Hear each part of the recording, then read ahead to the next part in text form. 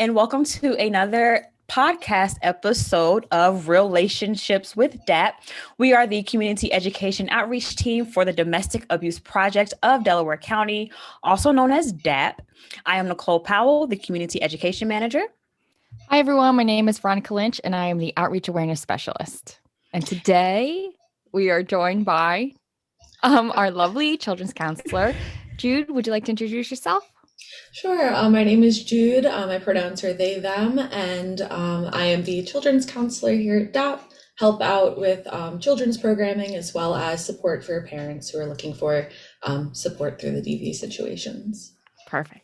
Awesome. So we are your hosts today as we learn and talk about the barriers of transgender survivors accessing, domestic violence services. So without further ado, it's time to get real. Everybody's fine. Now I feel like you guys are setting me up to look dumb because I get started and no one else starts. I felt that it was a clear start. I felt like bullying. Not bullying, my love. Oh my. So as it was mentioned, today, yes, we are talking about transgender survivors, their experiences with domestic violence, and what is hindering individuals from accessing domestic violence services. And as Jude mentioned, they are a children's counselor here, but they also have a background and knowledge with transgender survivors. So would you like to expand upon that, Jude?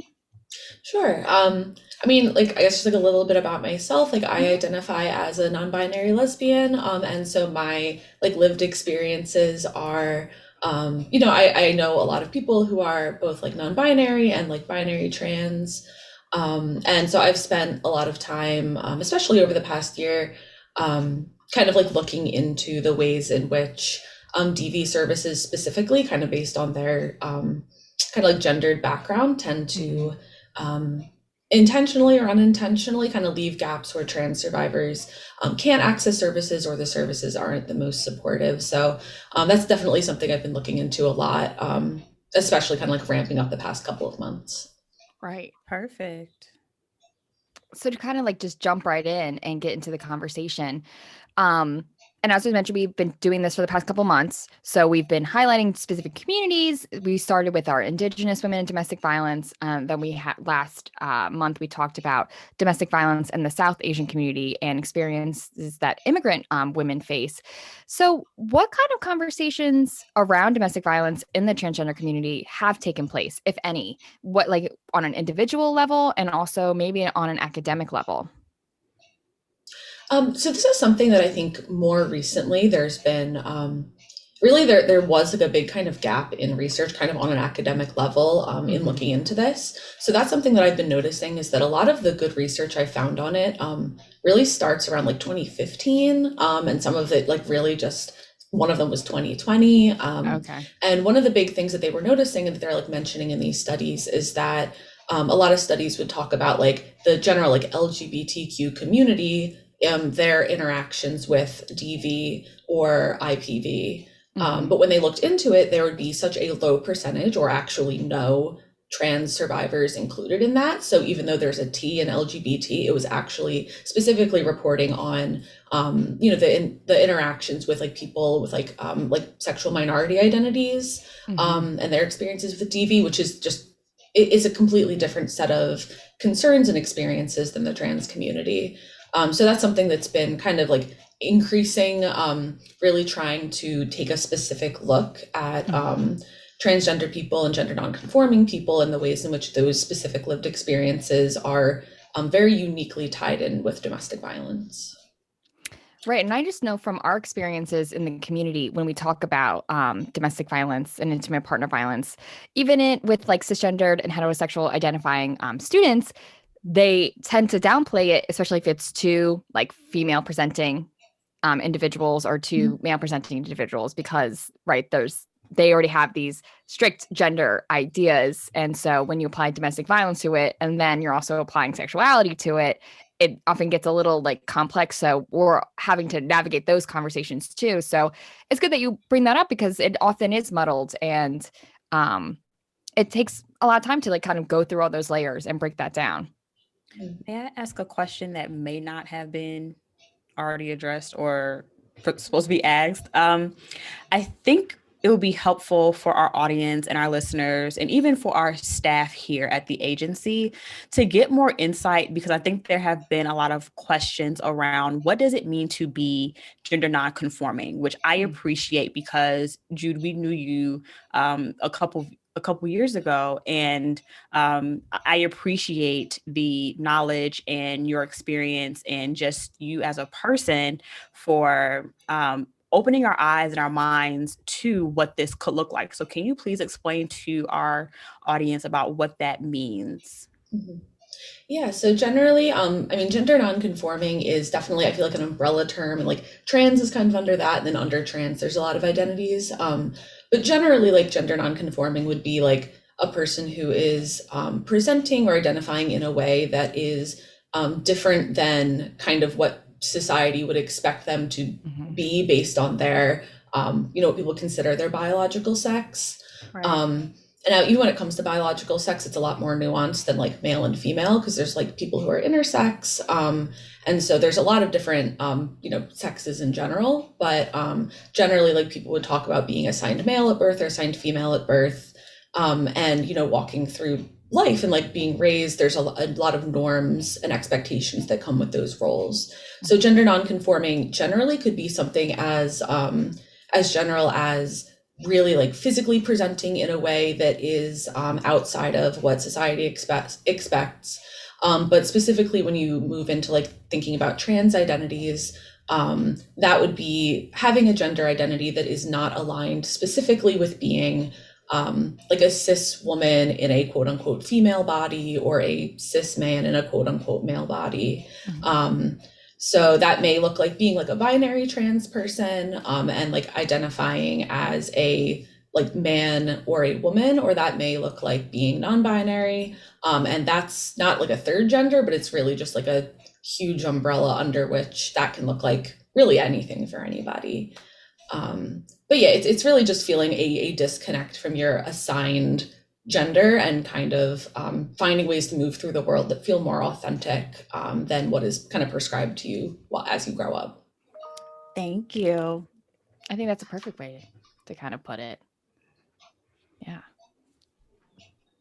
Did you have anything that you wanted to add or go expand on, Nicole, before? No. Moving on. Okay. I have thoughts that might come up, but I'm gonna let it ride right now. Okay, cool.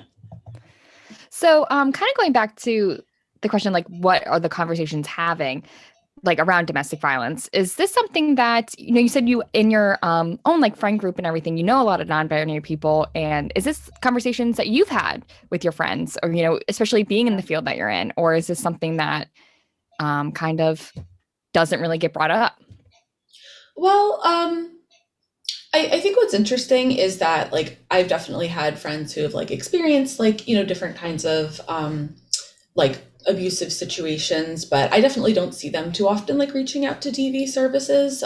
Although it's not really necessarily a discussion that we're having on like an explicit level. I think more generally, there kind of tends to be a disconnect. And this is kind of, I think, both something that is experienced maybe in the trans community as well as kind of in DV communities and in general, this feeling that when trans people experience violence, or when trans people experience discrimination, even if it's within a family or within a partner relationship, that they're like, okay, well, that's transphobic violence, or that's a hate crime, or that's trans discrimination. And then this, on the DV side, this association with domestic violence being especially like cis women, or, a private matter within families that is separate from, trans associated violence. So the idea that like DV services don't have anything to do with transphobic discrimination and vice versa. So, when there's those kinds of that disconnect, it's the feeling of like, oh, well, like trans people should find support through like an LGBTQ agency, or like through their friends and social networks, and like not really identifying those experiences of abuse, and often it can be related to their gender identity, not identifying that as a valid form of domestic violence, and like an understanding that they are, they do qualify for our services, and they can get connected to DV services. Yeah, and I think that also kind of goes to the conversation that Veronica and I always try to push is that domestic violence is not just intimate partner violence, right? So that's also amongst like friendships and also within family relationships. And I think a lot of transgender folks experience that within their own families. And of course, with intimate partners too, in terms of hindering their transition or not being supportive of their transition or mocking their transition and their identity, and also threatening to harm that in some which way, shape, or form, whether it be physically and or emotionally, and also sometimes verbally. Mhm. And I think a lot of us just don't put a name to it as domestic violence, like, oh, they're just being mean. No, it's unhealthy relationship behavior that no one deserves to experience, especially if they are transitioning from however they have been quote unquote assigned or identified as, social standards and norms, and really just being forced to do things that they would not feel comfortable doing in a myriad of ways. And so I think just as a whole in a society, we have to rethink what that looks like and ultimately feels like, even within the LGBT trans queer community as Mhm. well, because again, that can be downplayed because again, we focus on lesbians, bisexuals, and queer folk, but transgenders, like they just kind of getting where they fit in, which really they need the most attention, Right. in my opinion. Yeah, and this kind of goes back to the point that you brought up with like the research, like quality research beginning in 2015.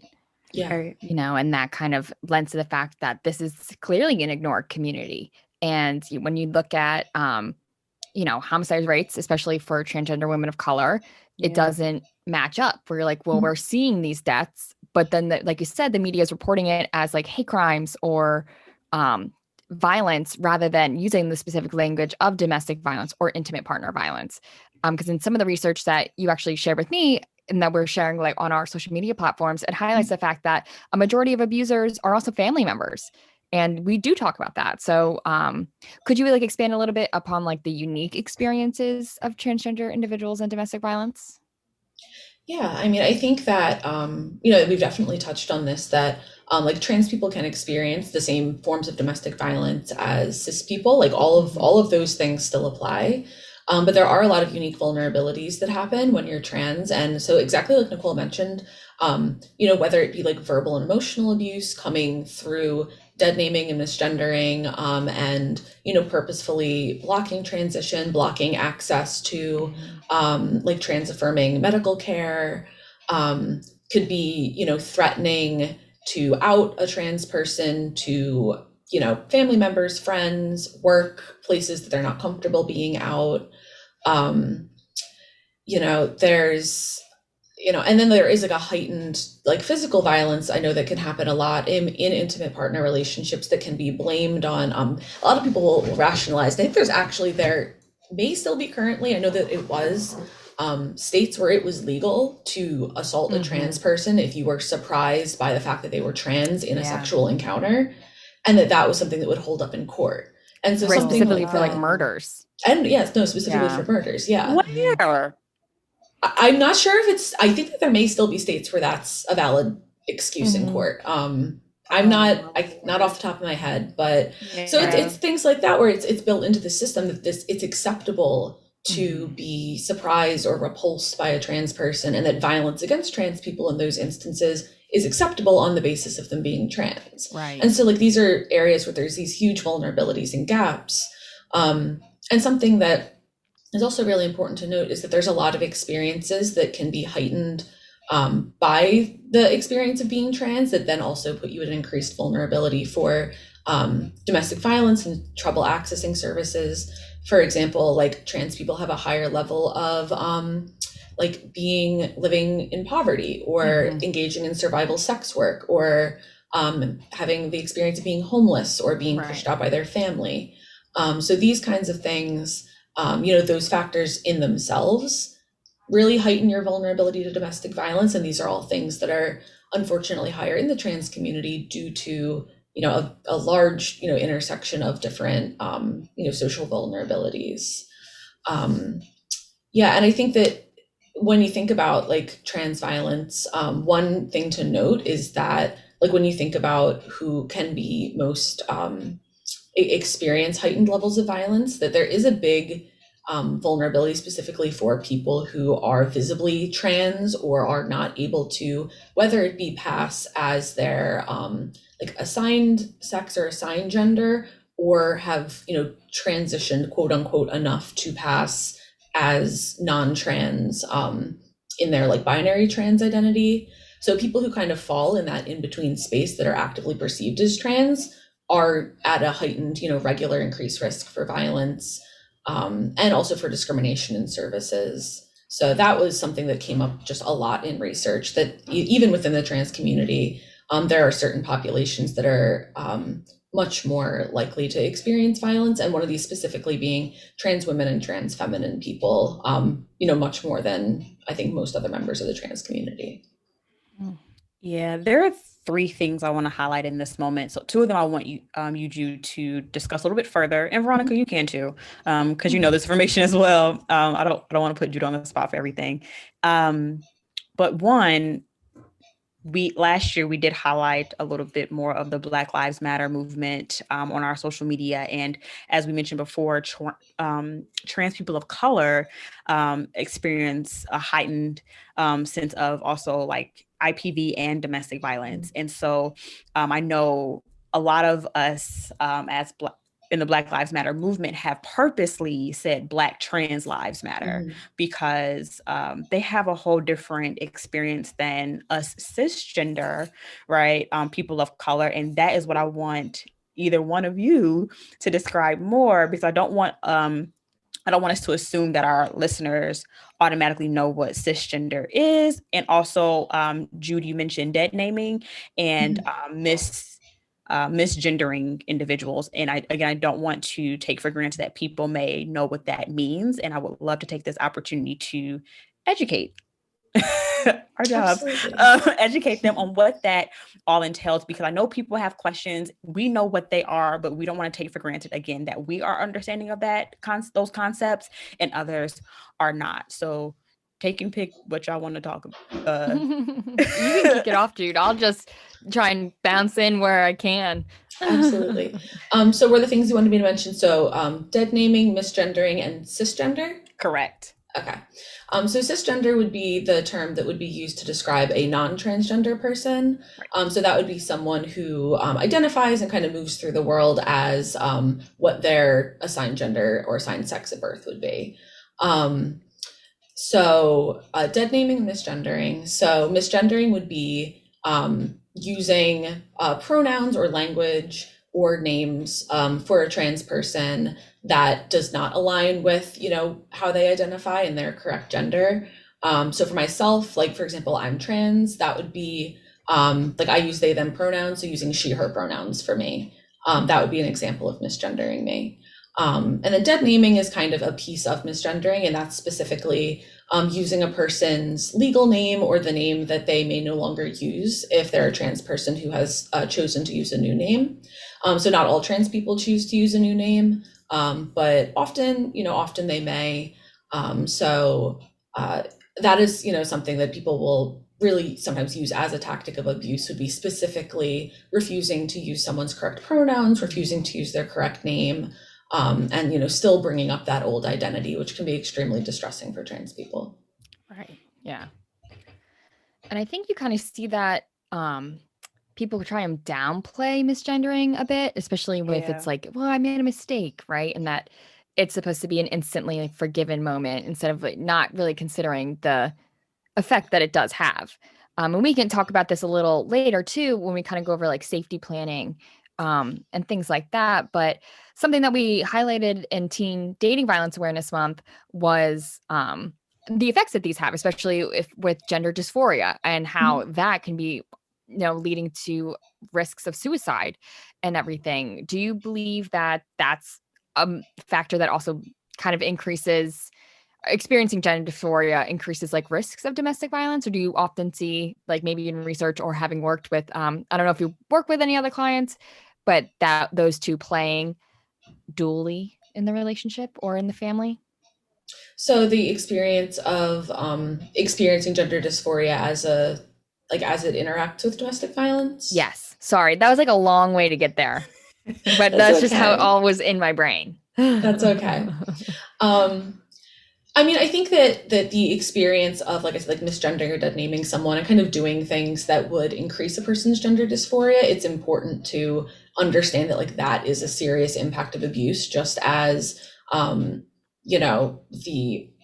impacts on people's self-esteem, or the impact, the physical injury that one might experience in like a physical assault, really like making someone experience gender dysphoria. Like, it's important to understand that while like people have different experiences with it, it's often not just like, oh, I didn't like that. It can be like, incredibly, incredibly distressing. It can lead to like higher feelings of suicidality. So, I mean, it is definitely a big factor, and something that like if a family is just carelessly dead naming and misgendering their transgender family member and causing that person to have extreme dysphoria on a regular basis with intention, I mean, I would consider that domestic abuse. Yeah, because you're doing something that is incredibly not only harming, but really exacerbating like a really critical emotional experience for that person, like for the sake of hurting them. Right. And it's obviously like a power and control tactic too. You're making these active choices to misgender a person, and you're seeking some outcome, whether it is to make that person feel bad and kind of keep them where you want them, or perhaps, it's a way to keep them with you. So they feel like, their self-esteem is low. So they feel as if they don't deserve anyone else. These all kind of play into each other. And this kind of brings me to one of the tools that we highlight in the podcast and when we're in the community and working with clients is the power and control wheel. And there is a specific power and control wheel for each community. So if anyone ever has questions and they would like to see these, you can find them on Google, but you can also ask us and we can give it to you. And it's on our website. Yes, it is all on our website as well. So if anyone, listening wants to kind of get into more detail about what this could look like, those resources are available too. Yeah. So we already talked about transgender women of color are at the highest risk of being killed. So why isn't the language of domestic violence used more often? And you kind of said this before with legally, right? There was the law that said people can, and I do believe it is still in some states, like in fact that that is a defense that you can take in court, is that you didn't know the person's trans, so they tricked you, therefore like they deserve it. So how does that bleed into news reporting and how these numbers are given to the police? Yeah, I mean, there's so much to say there. I mean, so first of all, just generally, just transphobia, like we're like, I think still working to move towards a place in society where trans people are viewed as people. Right. And that's a big thing. And so, when you're thinking about like the ways that these things are reported upon, often you'll see these people, they're like transgender people, and kind of the transgender coming before the people part of it. One quote that I saw in research that was interviewing different trans survivors and kind of talking about their perspectives on kind of why trans violence is not more often like called domestic violence, even when it really is that their perspective was calling it domestic violence kind of acknowledges the humanity in trans people, and that they are people that are loved and hurt by people who love them, and that is an experience that trans people can have. And that often on a societal level, we're not ready to see trans people as people and as humanized people who are experiencing the same kinds of, interpersonal and domestic violence that cisgender people are experiencing. So it's easier to say too, right? So like, even like the intimacy piece is also acknowledging that they too have a right to be intimate with other individuals who genuinely care and love them as people. Exactly. Right. Yeah, there's a huge othering, and it's not just an othering of like, I think that it's something that trans people experience even more than other people in the LGBT community, of this kind of dehumanization, just like a general dehumanization. And so for those reasons, like it's often just reported as a violent crime or a hate crime, and kind of put into this category of like, oh, it's trans violence, and it is. But when you look at trans violence as this like public large scale issue and totally divorce it from domestic violence, it really takes out a lot of kind of the nuance of that situation.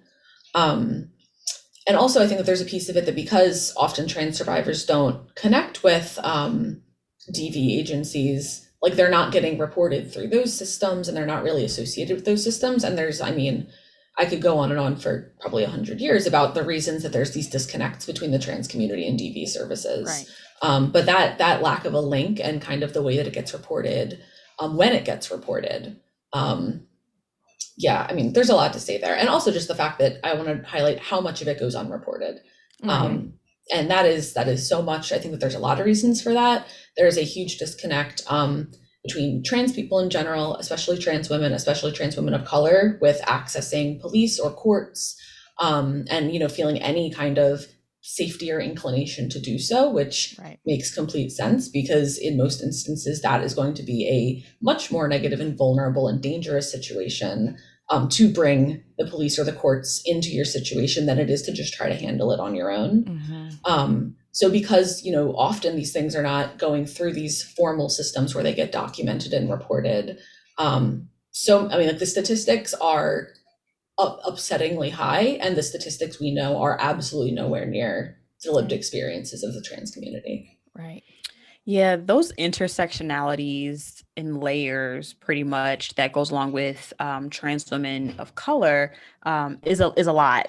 You know, not only are you transgender, you're also a person of color. I mean, for crying out loud, even like Black people in this society are just fighting to not be killed as a hobby. You know what I mean?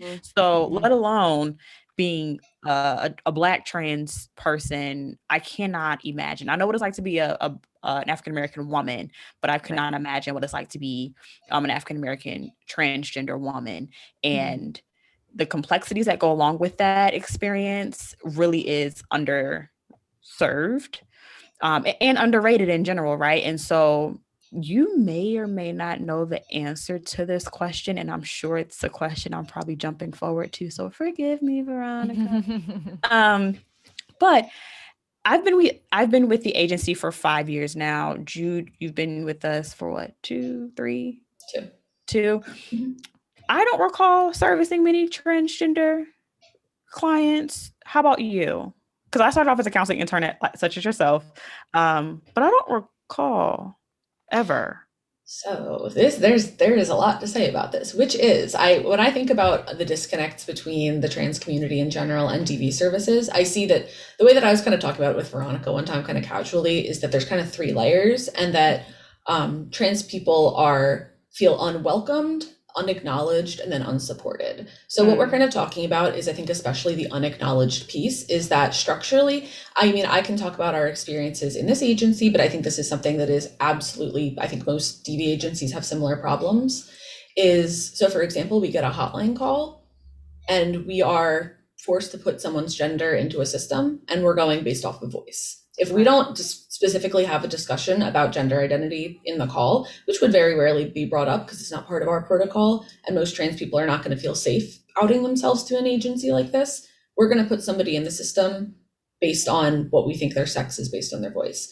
They come in, if we just recently updated our intake forms to include options for trans people to, you know, identify themselves as such. If you have a male and female option, or you don't have a place to put pronouns, not only is there not like a physical mechanism for you to acknowledge your identity, you're not going to feel safe doing that, especially when you acknowledge that you're walking into an agency that is heavily associated with cis heteronormativity. It is, you know, often perceived as a woman's space and a cis woman's space. So just even in terms of safety, whether or not you identify yourself as trans is a huge decision. And one of the statements that really jumped out in someone talking in some of the research, and I jotted it down, is that they talk about trans people being the hidden victims of domestic violence, that they're one of the absolutely least acknowledged and yet disproportionately affected populations with DV, because of the fact that they can, I would absolutely guarantee that we have clients coming through here that are trans and are gender non-conforming, and whether it be by choice or whether it be because we simply don't have the mechanism to recognize that, we miss out on that part of their identity, which, as we know, is a huge part of their experience. Yeah. And I feel really convicted after you said all that, because I grew up in a household where we were disciplined to say yes ma'am, no ma'am, yes sir, no sir. And as a hotline advocate, my respectability comes into play, and I'm like, yes ma'am, no ma'am, because usually we hear from female callers, but also we have some male callers too. Shout out to the men speaking out about their experience. And it's hard. And it's not to say that, and you all know me well enough to know that it's not to say that I don't care. It's just I have to, again, just redo a lot of what I have been taught to do, because for me, in my, my Southern roots, it's, again, we're trying to show respect. And the most important thing we want to encourage our victims is that, we hear you, right? And we respect you, because we feel like you're probably not getting that, hence why you're calling us. And so just simply, and even in the education programming that Veronica and I do, even like, for instance, like JARS training, when we have new hires and new interns, I am trying to be more intentional on saying, okay, during our introductions, we do names. I usually do names, department, or like school, right? And now I'm having to rethink and redo, and I do this all the time, but I'm like, wait, pause, rewind, go back. What are your preferred pronouns? Right. And I don't think to ask that during a hotline call. I'm trying to get your name, your date of birth, and your zip code, and how can I help you the fastest way so I can answer the rest of these 5 hotline calls that are coming through my phone right now. I don't know. So I have to do better, guys. Help me. But there were just a couple things that also stood out to me with what you were saying, to Jude, with like the barriers to services. And it's crazy how gendered most of the things in our world are, right? The things that you said were, social services tend to be more like of a female-centered service, right? And that's, like you said, that's historically, that's how it was. Specifically because you think about this stuff coming out of the women's movement, and the women during the women's movement specifically called out and didn't want lesbians involved in the movement. They were like, we don't want that you're taking apart from like our movement for like birth control access and things like that. So then like when we add more and more, especially transgender women of color, right? They're communities that are historically left out on purpose too. And like police, that is historically male centered, right? Masculinity and things like that. So of course I wouldn't want to, even working with these agencies ourselves, and this is our job, it can be intimidating. So if you don't even have like the background that we have and the knowledge we have and experience we have, I'm sure it's like almost like it's too much. I wouldn't want to go through it either. So and my experiences are very different from those who are transgender, especially transgender women of color. Yeah, it's hard enough as is. As I know for like the Black community, it's hard enough to even to go out and get services. Any community, right? Let's be real. Anybody struggles with reaching out for services. Again, if you add the intersectionalities of like people of color and LGBT trans queer, it's excessively challenging. Something we got to dismantle, because we talk about gender norms all the time on our podcast. It's like one of our favorite things to talk about. But we just talk about, we're talking about it in a fun way, in the way that we see it in TV and, what we see in the world. But when you think about this, how gender norms are really affecting the quality of life for people, and whether or not, what does this mean if I'm going to make it to the next day, because we don't know what is being thought of in that agency. A majority of people that we see in the community that we work with, other social services, are female, like people who present as female and, use she, her pronouns. So it's kind of like that. So of course, if you're not seeing that representation in the people you're supposed to be going to for help, I'm sure it's discouraging. Yeah. And I think that one of the big things that I've noticed is that there is a very valid, I think, just absolute breakdown of trust between the trans community and DV services, which makes complete sense. Despite this being a community that should be with the level that they're disproportionately affected by domestic violence, absolutely should be something that DV services are thinking about and working to like fully, accept and accommodate and make feel welcome.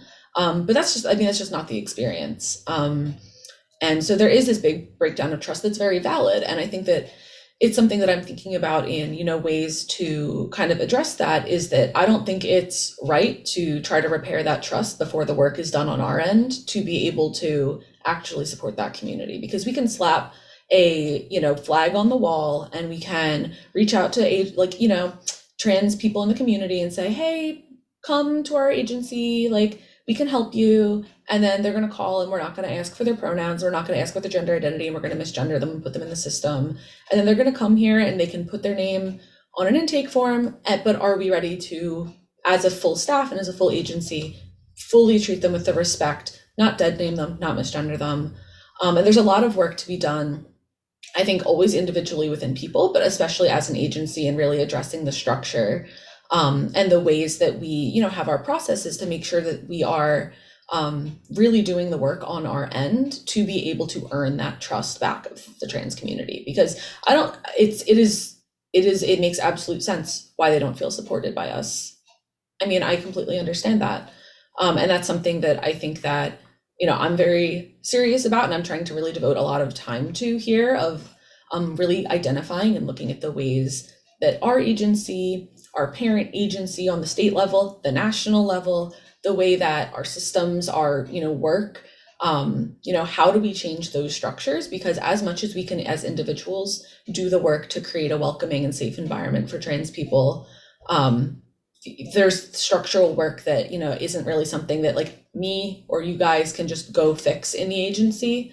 And those are things that need to be addressed and worked on in order to, really ensure safety and quality of care. And it's something that I really think about, that it is so like a hidden victim's invisible situation, because it's like not acceptable. And I think that it's something that I'm working on, is like understanding that there's a pace to these things, and, it takes time to make structural changes like this. But when I look at how far behind we are, just again, I say we, I don't want to say DAP specifically. I mean all TV services and TV agencies like this. As a field, we are so incredibly behind, while also, like I said, often slapping a flag on the wall and saying we serve everybody, but not acknowledging the ways in which we are just unacceptably behind in supporting this community. I think that's a strong point. Extremely. Again, the conviction is real. But I will say, shout out to the Pennsylvania Coalition Against Domestic Violence, also known as Peace ADV. They are definitely taking steps. There is progress being considered and being made. But of course, on a statewide level, like that's what they're able to do. Locally is a different story. And like you said, Jude, not to call the whole agency, but I'm gonna call it out. We gotta do better, Yeah. And I'll just simply ask this question: where do we start? I mean, I think that really getting a commitment from the full agency to making the changes and not just making the bare minimum changes is really, really important. That's something that has come up a ton in the research that I've done on DV agencies trying to take steps, is that it's kind of like meeting the bare minimum legal requirement, or the bare minimum, here we'll have like a trans person come in and do a little seminar, a little training, and then that's it. And then they leave and then we're done. And now we're good and we're trans informed. Absolutely not. It takes like a legitimate Jude, just called everybody out, why don't you? My goodness. It has to be done. It has to be done.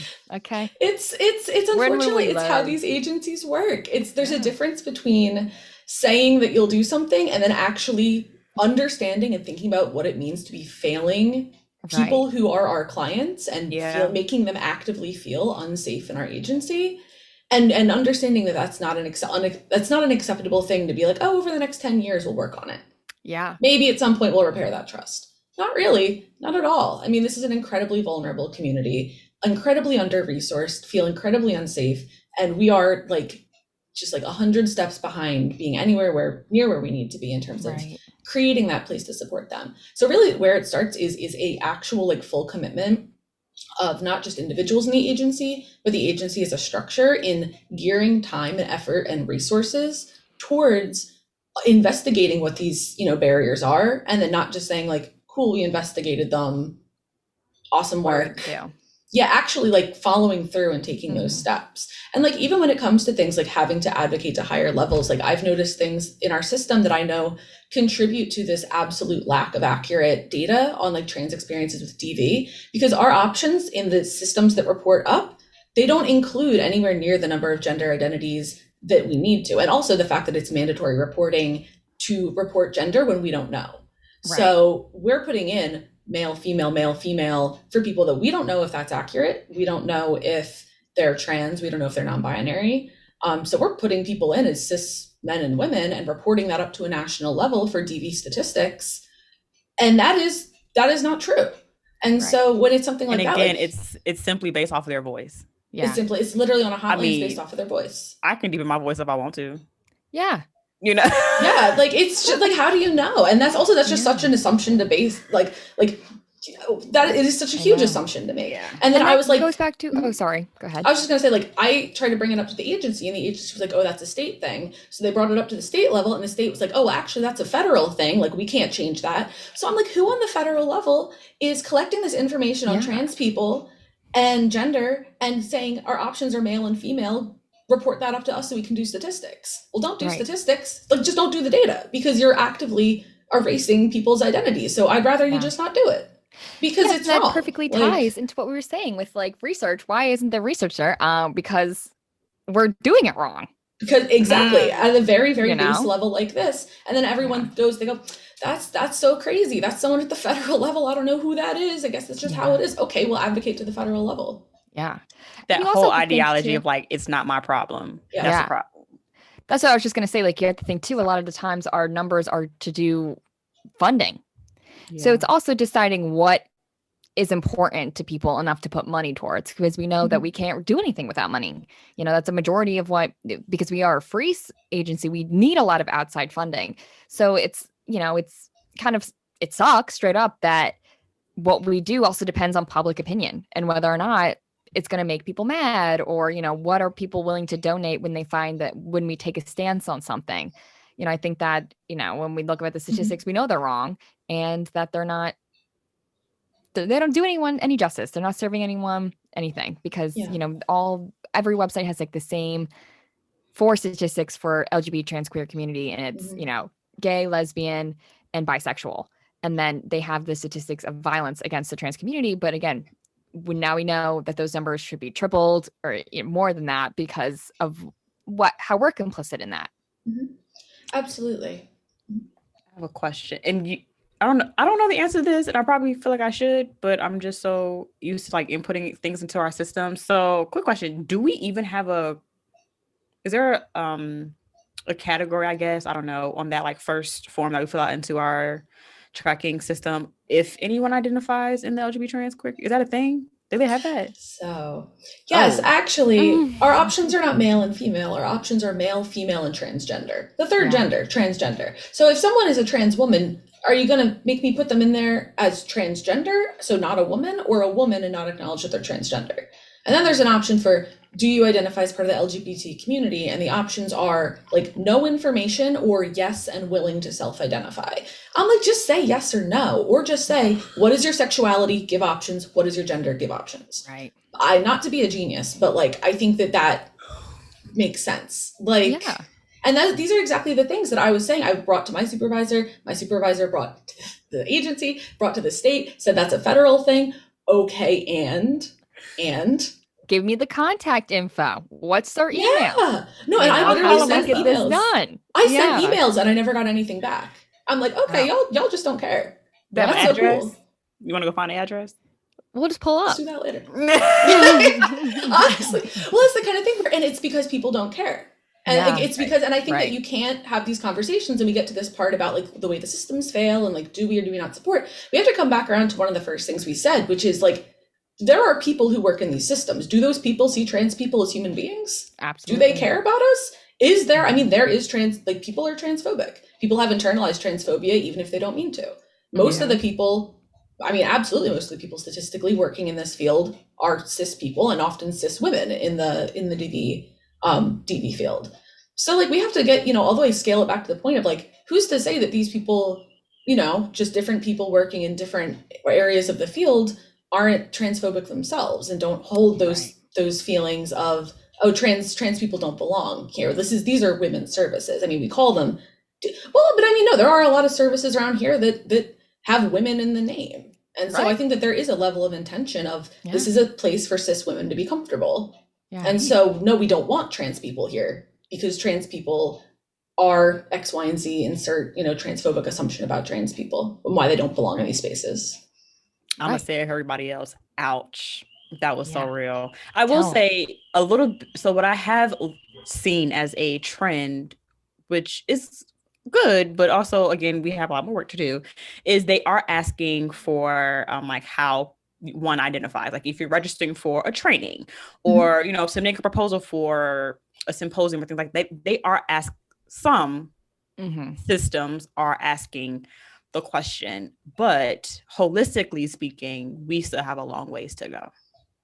Yeah, and I think that there's things that we'll do at a professional level in these fields, but when you have a low income, like Black woman of color who engages in survival sex work and is experiencing partner violence, does that change her experience? Right. No. Yeah. Like, and that's where it's, I have the experience of working in this field as a trans person. And so I have a whole, like, there's like my experiences, like how the field treats people professionally. But at the end of the day, like, that's really less my concern, because like, I'm not in crisis. I'm not interacting with these agencies as a vulnerable person. But when you think about the fact that, it's not just like, oh, it's transphobic and morally wrong that these people are being pushed out of these systems. But I mean, we work in a life or death field, and there is a lot of death, and there is a lot of injury and pain and suffering in this community. That is our community. That, like, we work with domestic violence victims. Those are domestic violence victims, and we are just consistently failing them and kind of saying that is not our problem because they're trans. I think that's kind of a great point to kind of segue into the last question that I have. I don't know if Nicole, if you have anything else, but or you want to add anything else, but what kind of messages would you like to leave any transgender survivors listening to this, or maybe anyone who has a transgender individual in their family? What would you like to leave people with? Well, okay, let me see. How do I want to sum this up? I mean, first of all, if you're a transgender person and you are experiencing partner violence and you are experiencing violence in your family, even if it feels like it is because of your gender identity, you are still experiencing domestic violence. You are still entitled to the services and the support in our agencies.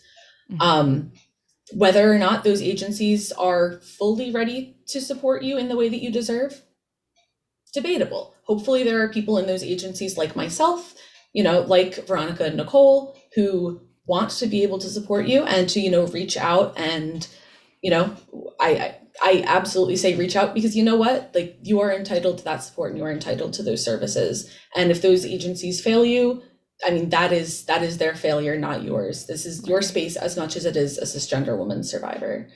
And also, I think one message that I think can be important for trans survivors to hear is it's something that I've seen as part of the reason that trans people can experience so much, especially partner violence, is messaging that trans people get a lot is that they are, undesirable, or that there's something wrong with them, and that they should feel lucky to have anyone in their life be with them. So even if that person's abusive, even if that person treats them badly, that they are lucky that anyone will be with them or anyone will love them. So, if you're a transgender person, if you're a survivor, or if you're a trans person in general, you are lovable.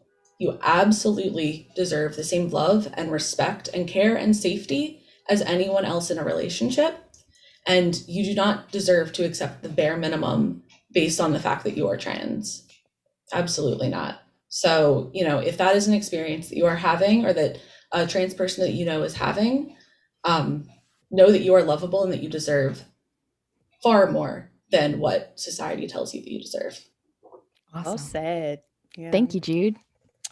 Thank you. Yeah. And I was going to say, just bouncing off that, like Jude said, you deserve services. So if anyone wants to call us and let us know, we always end our podcast letting everyone know what our hotline number is. The number is 610-565-4590. You can call anytime, any day. Even if you're not in crisis and you just want to ask questions, or, you want to find more information about services, you can call that number. You can also follow us on all our social media accounts, which is at DAPDelco. And we have information on literally everything on social media. So, seek that out and see if anything is useful. But again, thank you, Jude, for joining us for this wonderful conversation, much needed, and I think will be very useful for, employees at our agency and at other social service agencies. And I'm excited to see, where this goes. Yeah. And could I mention one more thing actually before we wrap up? Yeah, of course. This is something that we've been talking about kind of within like the counseling department, but that if you are trans or if you are otherwise LGBTQ identifying and you are looking and you're like a Delaware County resident or locally and you would like to get services from our agency, like I'd mentioned at the beginning of this, I identify as a non-binary lesbian. And I am absolutely more than happy to, prioritize, my availability for trans or otherwise LGBTQ identifying clients, because I know that it can be a big difference to feel like you're, in a space with someone who in some ways, shares those identities and might understand a little bit better. So if you want services and you want to reach out, whether that's through the hotline or walking in, just know that we have a LGBTQ identifying advocate available. And that if you ask for me, I will shift what I can in my schedule to make myself available to you and to, support you in that way. Perfect. That's Thank you. awesome. Thank you. And don't forget To keep it real.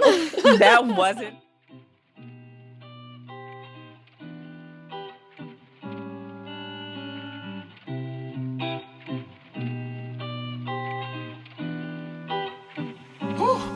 Yeah.